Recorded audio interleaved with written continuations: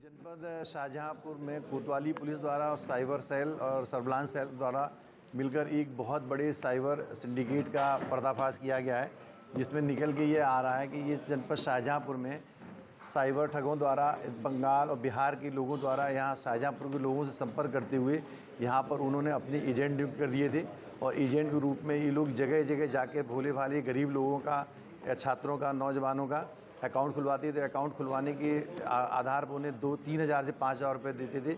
उसके बाद ये लोग उनका एटीएम कार्ड और पासबुक अपने पास लेकर इकट्ठा करते हुए बंगाल और बिहार में ये लोग भेज देते थे।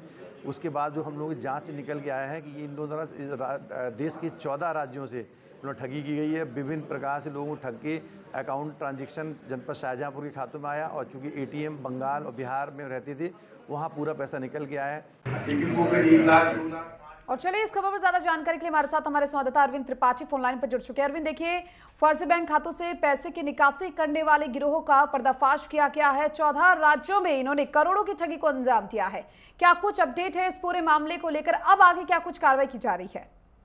जी दीप्ति जी, आपने बिल्कुल सही कहा कि ये शाहजहांपुर में बहुत बड़े गैंग का पर्दाफाश किया गया है। ये पुलिस अधीक्षक राजेश एस के निर्देशन में सारी कार्रवाई को अंजाम दिया गया है।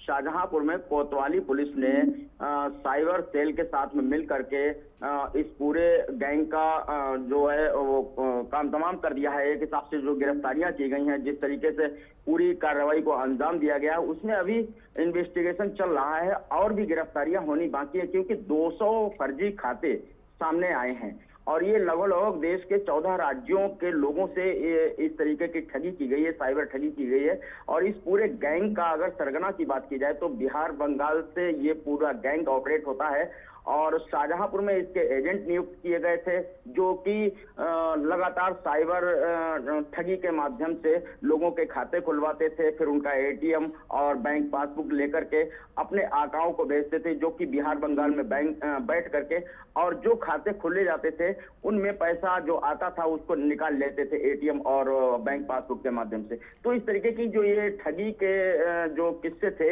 इनकी लगातार शिकायतें मिल रही थी और उस पर शाहजहांपुर पुलिस ने कोतवाली और साइबर सेल ने मिलकर के ये बड़ी कार्रवाई को अंजाम दिया है। और देखा जाए तो अभी एसपी सिटी संजय कुमार के नेतृत्व में, सीओ सिटी के नेतृत्व में ये पूरा कार्रवाई को और गहनता से छानबीन की जा रही है कि कौन कौन लोग इसमें और शामिल हैं। जो कि 200 फर्जी खाते निकल करके सामने आए, उनमें जो लोग शामिल हैं उनकी भी गिरफ्तारी के प्रयास लगातार जारी है। दीप्ति जी, अरविंद, पुलिस प्रशासन का क्या कुछ कहना है अब इस पूरे मामले को लेकर? क्योंकि देखिए, कहीं ना कहीं ये बड़ी सफलता यहाँ पर मानी जा सकती है और जो अन्य जो अपराधी हैं उनकी भी छानबीन की जा रही है।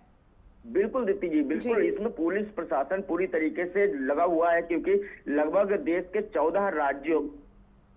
14 राज्यों से ठगी का मामला सामने आ रहा है। बहुत बड़ा ये सिंडिकेट है। शाहजहांपुर में एजेंट नियुक्त करके वो एजेंट कमीशन बेस्ड काम कर रहे थे और वो भोले वाले लोगों को अपना निशाना बनाते थे। उनको 5,000 रुपए प्रति खाते के हिसाब से उनको देते थे। उनका खाता खुल जाने के बाद में उनको मालूम भी नहीं होता था और उनके खातों में जो पैसा आता था वो आसानी से एटीएम के माध्यम से बंगाल और बिहार में बैठे लोग, जो कि इस पूरे गैंग को ऑपरेट कर रहे थे, वो निकाल लेते थे। तो इस तरह से देखा जाए तो 1.5 करोड़ से ऊपर के ट्रांजैक्शन का भी मामला सामने आया है, जो ठगी अभी तक की जा चुकी थी, और 200 फर्जी खाते सामने आए हैं। तो ये पूरा कहीं ना कहीं ये इन्वेस्टिगेशन का पार्ट है और अभी इसमें जांच चल रही है। 10 लोगों की अरेस्टिंग हुई है और उसमें जो लोग अरेस्ट किए गए हैं वो सब लोग एजेंट के तौर पर इस गैंग में साइबर ठगी का काम कर रहे थे।